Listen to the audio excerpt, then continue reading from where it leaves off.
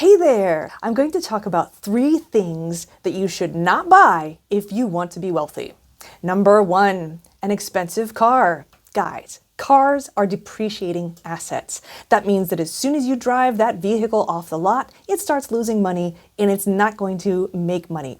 Instead, if you want to be wealthy, you should be focusing on assets that can make you money. You can buy toys like cars later, but don't start out by buying too much car that you really can't afford. What's affordable? Well, don't think of just the price of the car. Also remember there's going to be insurance. There's going to be maintenance and upkeep. Depending on the type of car, you got to think about fuel of some sort. All these costs should be factored in. So a good rule of thumb to think about is this car affordable to me?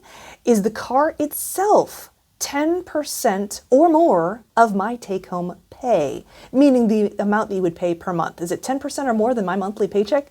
Then it's too much car, too expensive, don't do it. As for overall maintenance, upkeep, insurance, all of those costs, along with the car payment, are they more than 20% of my take-home pay? Then it's too much, don't do it. Keep it affordable. Another pro tip, try saving the amount that you think you'd be paying on your car into a savings account for 1 quarter. That's 3 months. So let's say that you are thinking about spending $500 a month on a new car loan, and then the maintenance and the upkeep and the insurance, maybe it's getting up to $700 a month. Try saving that $700 a month into a savings account before you buy the car for 3 months and see how it goes. Are you giving up something to be able to do that? Are you able to keep up with that or not? This will be a good indicator for you if you can afford that new car. And guess what? You will have 3 months worth of savings to put towards the down payment. Smart tip. Number 2 is the latest technology and high-end electronics, especially if you are purchasing those on credit. I know it can be really tempting to upgrade your devices. Maybe you want the latest and greatest, but that's not how millionaires think, guys. Millionaires look for a quality product that's going to last them for several years, and a product that's going to meet their needs, but not exceed their needs. Very often when we're looking at tech or gadgets, it's really more of an ego spend. And once you get into that type of spending behavior, it can lead to a downward spiral that is just going to pull you down for the rest of your life. Don't do it.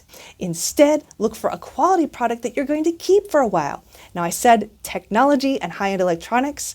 That tends to be for one type of spending, but another type is for the same thing in fashion. So high-end labels, clothing, accessories, equally as dangerous. And it's the same kind of mindset, because if you think you need the latest and greatest, whether that's in fashion or technology, you're just going to be on a hamster wheel of buying.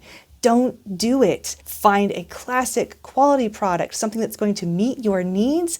Buy that and stick with it. Maybe work into your budget a savings bucket that will then be able to buy something in a few years to upgrade. I'm not saying that you have to keep your 1997 phone forever, but don't get into the trap of constantly buying and upgrading just because it's there. Make a plan and put it into your budget. And number 3 to avoid if you want to be wealthy, timeshares. Guys, again, it could be very tempting, and those salespeople are really well trained. Just don't even go to those sales presentations. Don't be tempted by getting the free show or the free dinner or whatever it is. They are trained to talk you into buying something that you don't need. Now, let's say that you do vacation and it sounds like a pretty good idea. Well, then think about the maintenance, the fees. These things are really expensive. And if you should change your mind even several years down the road, the resale market is practically non-existent. In other words, you have a really hard time unloading that timeshare when it no longer suits you or you don't need it. Don't get caught in the trap of this. I see this sometimes with investors, and it's just bad news. So avoid timeshares.